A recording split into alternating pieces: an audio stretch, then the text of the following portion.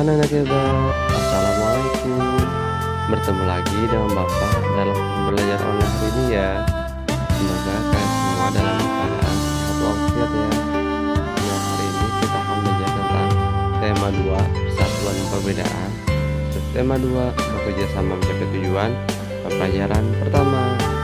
Nah, perhatikan bebas video pelajaran berikut ya, agar kalian dapat mengerjakan dan memahami apa yang disampaikan dengan baik. Selamat menyaksikan video berikut ini. Anak-anak hebat, marilah sebelum kita mulai pembelajaran ini, kita berdoa terlebih dahulu. Berdoa sesuai dengan agamanya masing-masing. Bagi yang orang muslim, silakan membaca doa berikut ini. Robbi zidni ilman warzuqni fahman. Dan bagi yang beragama non-muslim, silakan menyesuaikan dengan agamanya masing-masing. Tujuan pembelajaran kita hari ini, yang pertama, setelah membaca teks tentang perjuangan mempertahankan kemerdekaan Indonesia, siswa mampu mengidentifikasikan ciri-ciri kalimat efektif pada teks tentang semangat persatuan. Yang kedua, setelah membaca teks dan menggali informasi dari berbagai sumber, siswa mampu menyebutkan makna upaya mempertahankan kemerdekaan melalui peta pikiran. Yang ketiga, setelah melakukan pengamatan dan menggali informasi dari berbagai sumber, siswa mampu mengidentifikasikan ciri-ciri hewan berdasarkan habitatnya. Anak-anak hebat, mari kita mulai pembelajaran hari ini ya. Setelah proklamasi kemerdekaan Indonesia tanggal 17 Agustus 1945, seharusnya bangsa Indonesia telah merdeka dan terbebas dari segala bentuk penindasan serta penjajahan. Namun, kenyataannya tidak demikian. Bangsa Indonesia masih perlu berjuang mempertahankan kemerdekaan Indonesia. Mengapa hal itu bisa terjadi ya? Nah, untuk lebih jelasnya, mari kita baca teks berikut ini. Anak-anak hebat, mari kita dengarkan teks bacaan berikut ini. Perjuangan mempertahankan kemerdekaan Indonesia. Setelah proklamasi kemerdekaan Indonesia tanggal 17 Agustus 1945, bangsa Indonesia ternyata masih perlu berjuang mempertahankan kemerdekaan Indonesia dari gangguan bangsa asing yang datang, seperti dari pemerintahan Belanda. Pasukan Belanda kembali datang ke tanah air. Kedatangan ini disambut dengan berbagai bentuk perlawanan oleh bangsa Indonesia, sehingga sejak tahun 1945 sampai 1950 telah terjadi berbagai macam pertempuran di berbagai daerah antara pihak Indonesia dengan pihak Belanda yang dibantu oleh pasukan Inggris. Nah, tahukah kalian pertempuran apa saja yang telah terjadi selama masa tersebut? Nah, mari kita amati dan gali beberapa informasi berikut ini. Anak-anak hebat, tahukah kalian tentang pertempuran Surabaya? Ya, pada tanggal 25 Oktober 1945, tentara sekutu yang dipimpin oleh Brigadir Jenderal Malabi datang ke Indonesia, dan pada tanggal 27 sampai 30 Oktober 1945 terjadi kontak senjata antara pemuda Indonesia dengan pasukan Inggris. Dalam pertempuran ini, pasukan Inggris dapat dipukul mundur. Bahkan puncak dari pertempuran tersebut adalah terbunuhnya pimpinan pasukan Inggris, Brigadir Jenderal Malabi.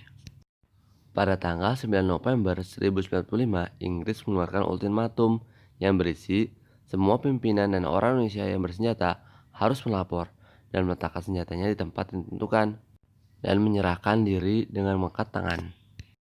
Tentu saja, ultimatum tersebut ditolak oleh pihak Indonesia. Pada tanggal 10 November 1945, terjadi pertempuran yang sangat dahsyat. Pasukan Inggris menggempur Surabaya dari darat, laut, dan udara. Pertempuran tersebut dipimpin oleh Bung Tomo. Nah, peristiwa 10 November ini diperingati sebagai Hari Pahlawan. Anak-anak hebat, masih ingatkah kalian tentang cara menentukan peta pikiran dari suatu teks bacaan? Nah, dari teks bacaan pertempuran Surabaya tersebut, kita bisa mencari peta pikiran berdasarkan kata-katanya apa, mengapa, siapa, bagaimana, kapan, dan di mana. Berikut adalah peta pikiran dari bacaan teks pertempuran Surabaya. Anak-anak hebat, kamu dapat mengembangkan peta pikiran yang telah kamu buat menjadi sebuah tulisan baru dengan menggunakan kata-kata sendiri. Nah, sebelum menulis, perhatikan ciri-ciri kalimat efektif berikut ini ya. Kalimat efektif adalah kalimat yang mengandung gagasan pembicara atau penulis yang terdiri atas kata-kata yang mengandung unsur subjek, predikat, objek, dan keterangan atau SPOK. Adapun ciri-ciri kalimat efektif adalah yang pertama, memiliki unsur penting atau pokok, minimal unsur subjek atau predikat. Yang kedua, menggunakan struktur bahasa yang tepat. Yang ketiga, memenuhi kaidah ejaan yang berlaku. Yang keempat, menggunakan pilihan kata atau diksi yang tepat dan sesuai kebutuhan. Anak-anak hebat, kalian bisa menggunakan kata-kata sendiri tentang pertempuran Surabaya berdasarkan peta pikiran yang telah kamu buat. Nah, gunakan juga kalimat efektif untuk membuatnya. Seperti berikut ini. Pada tanggal 10 November 1095, pasukan Inggris mengepung Surabaya dari darat, laut, dan udara. Itu karena bangsa Indonesia tidak mengindahkan ultimatum dari Inggris. Ultimatum dibuat setelah pimpinan pasukan Inggris Jenderal Malabi terbunuh ketika kontak senjata antara pemuda Indonesia dengan pasukan Inggris. Anak-anak hebat, selanjutnya kita akan belajar tentang adaptasi makhluk hidup, terutama hewan. Setelah belajar tentang sejarah perjuangan, mempertahankan kemerdekaan, sekarang kamu akan pelajari tentang cara hewan menyesuaikan diri dengan lingkungan tempat tinggalnya.